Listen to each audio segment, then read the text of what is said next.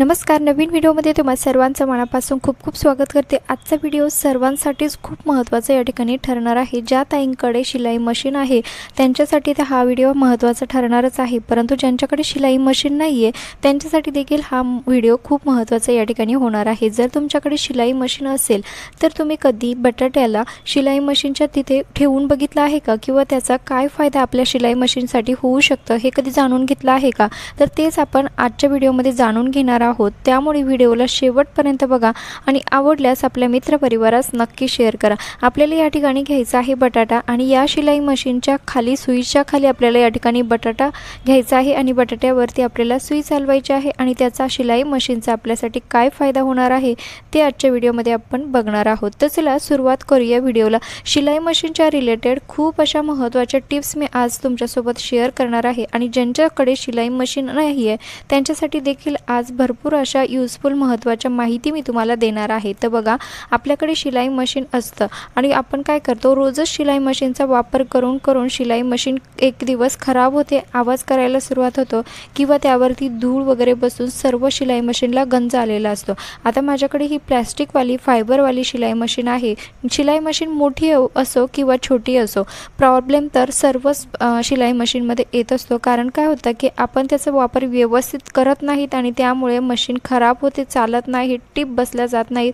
या सर्व अडचणी आपल्यासोबत येत असतात, परंतु आज आपण त्या सर्व अडचणी या ठिकाणी दूर करणार आहोत। तुम्ही व्हिडिओ जर बारकाईने आणि व्यवस्थित जर समजून घेतला तर तुम्हाला त्याचा नक्की फायदा होईल। परंतु तुम्ही अजून चॅनलवरती नवीन असाल तर प्लीज चॅनलला सबस्क्राईब करा, कारण मी तुमच्यासाठी रोज भरपूर असे यूजफुल व्हिडिओ घेऊन येत असते जे की तुमच्या खूप कामी येणारे असतात आणि खूप महत्त्वाच्या टिप्स मी व्हिडिओमध्ये सांगत असते।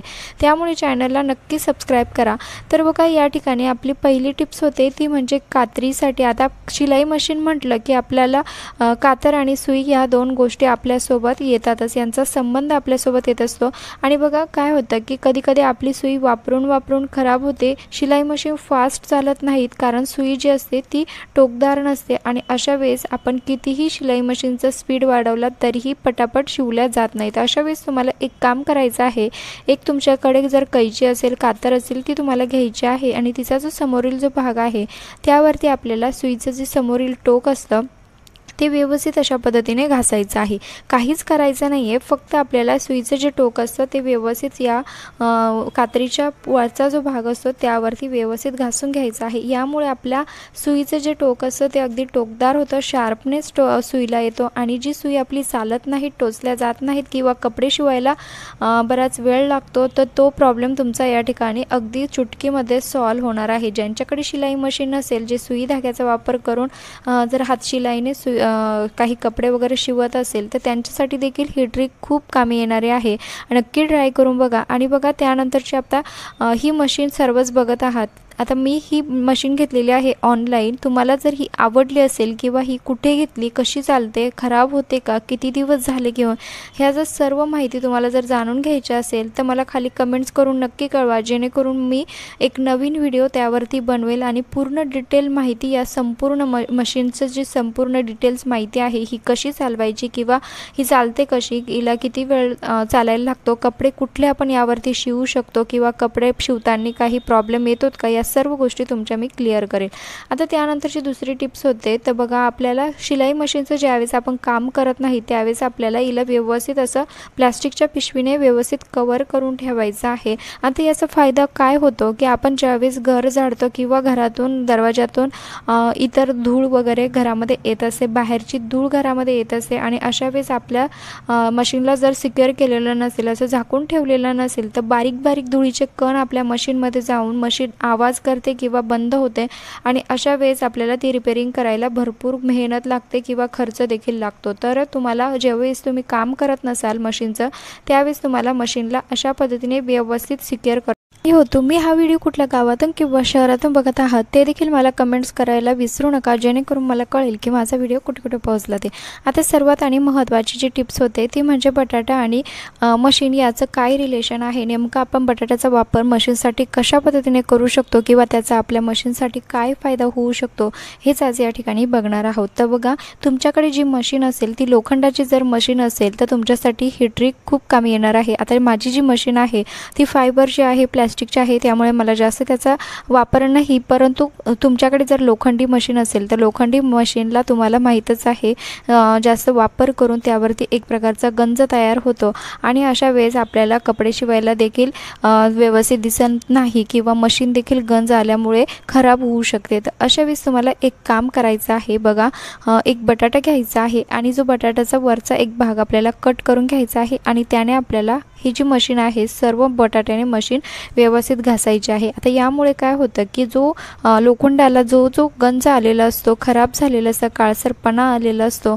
तो या बटाट्याचा जो रस असतो, चीक असतो बटाट्याचा, त्यामुळे खूप लवकर तो गंज निघण्यास मदत होते। त्यामुळे आपल्याला ही ट्रिक नक्की करायची आहे। तुमची जर मशीन लोखंडाची असेल, म्हणजे आपण जी मोठीवाली मशीन वापरतो त्या मशीनला तुम्ही या बटाट्याच्या मदतीने नक्की क्लीन करून बघा, तुमची मशीन अगदी नव्यासारखी होईल आणि कधीच खराब देखील होणार नाही।